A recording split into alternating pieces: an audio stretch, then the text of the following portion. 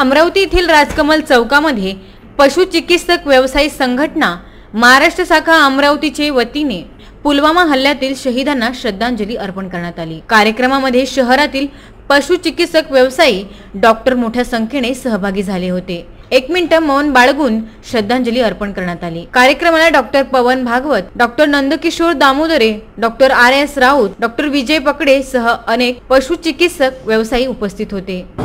पुलवामा येथे दिनांक 14 जो आतंकवाद्यांनी जो हल्ला केला त्यात आपले 40 जवान शहीद झाले आणि आजपर्यंत आज सकाळी सुद्धा आपले 4 जवान शहीद झाले, असे एकूण 45 जवान शहीद झाले। या शहीदांना श्रद्धांजली अर्पण करण्यासाठी पशुचिकित्सा व्यवसायी संघटना महाराष्ट्र जिल्हा शाखा अमरावतीच्या वतीने हा श्रद्धांजलीचा कार्यक्रम इथे आयोजित करण्यात आला होता।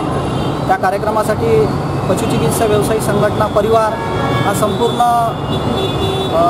त्यांच्या कुटुंबाच्या सोबत आहे आणि सदैव सैनिकांसोबत पशुचिकित्सा व्यवसायी परिवार हा राहील अशी मी इथे ग्वाही देतो। Bureau report VCN news.